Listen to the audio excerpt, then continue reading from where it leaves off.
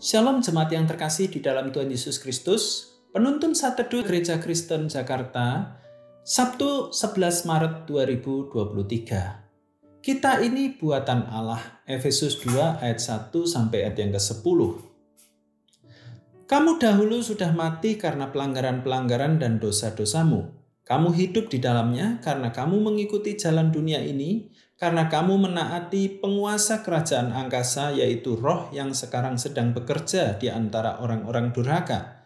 Sebenarnya dahulu kami semua juga terhitung di antara mereka, ketika kami hidup di dalam hawa nafsu daging dan menuruti kehendak daging dan pikiran kami yang jahat. Pada dasarnya kami adalah orang-orang yang harus dimurkai, sama seperti mereka yang lain. Tetapi Allah yang kaya dengan rahmat, oleh karena kasih-Nya yang besar yang dilimpahkannya kepada kita, telah menghidupkan kita bersama-sama dengan Kristus. Sekalipun kita telah mati oleh kesalahan-kesalahan kita, oleh kasih karunia kamu diselamatkan. Dan di dalam Kristus Yesus, Ia telah membangkitkan kita juga dan memberikan tempat bersama-sama dengan Dia di sorga, supaya pada masa yang akan datang Ia menunjukkan kepada kita kekayaan kasih karunia-Nya yang melimpah-limpah sesuai dengan kebaikan-Nya terhadap kita dalam Kristus Yesus. Sebab karena kasih karunia kamu diselamatkan oleh iman, itu bukan hasil usahamu tetapi pemberian Allah. Itu bukan hasil pekerjaanmu, jangan ada orang yang memegahkan diri. Karena kita ini buatan Allah, diciptakan dalam Kristus Yesus untuk melakukan pekerjaan baik yang dipersiapkan Allah sebelumnya. Ia mau supaya kita hidup di dalamnya. Saya suka dengan pengrajin patung dari kayu. Mengapa? Karena berawal dari gergaji mesin, pada akhirnya mereka membentuk sebuah karya seni yang memukau. Para pengrajin sangat terampil dalam menggunakan peralatan untuk membentuk kayu sesuai imajinasi mereka.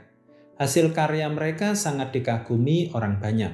Tahukah saudara bahwa kita juga adalah karya tangan Allah yang indah? Kita adalah mahakarya yang tiada tara dari Sang Pencipta.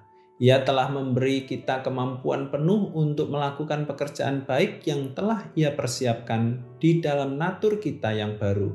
Allah ingin kita hidup di dalamnya. Makna pekerjaan baik yang telah Allah persiapkan untuk kita tertulis dalam surat 1 Korintus 12. Di sana kita mengerti bahwa sebagai anggota tubuh rohani kita melakukan apa yang diperintahkan oleh kepala. Bukan kita yang menentukan seperti apa pekerjaan baik itu. Karena itu ada dua hal yang perlu kita cermati. Pertama, waspadai kecenderungan kita menggunakan Allah untuk mencapai rencana hidup kita sendiri. Kita menganggap Allah itu sekadar sebagai sarana atau alat. Banyak orang Kristen yang tidak serius menggumulkan rencana hidup seturut dengan kehendak kekal Allah. Sebaliknya, mereka lebih sering meminta pertolongan Allah untuk menggenapi ambisi dan keinginan hidup mereka.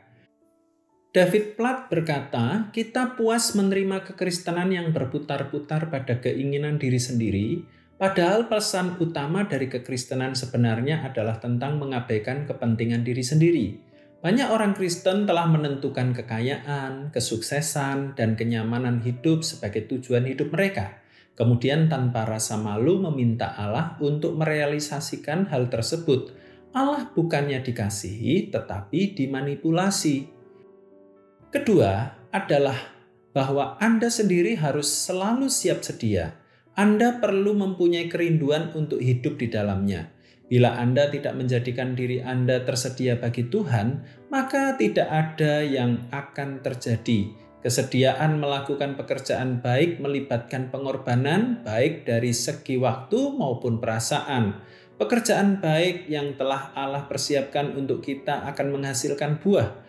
Allah juga tidak mengizinkan firman yang telah diterima itu diimpit oleh kekhawatiran dunia, oleh tipu daya kekayaan, dan oleh keinginan-keinginan akan hal lain. Markus 4 ayat yang ke-19.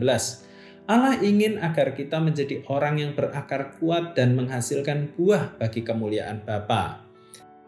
Allah ingin agar kita menjadi orang yang berakar kuat dan menghasilkan buah bagi kemuliaan Bapa. Selamat beraktivitas, Tuhan Yesus memberkati.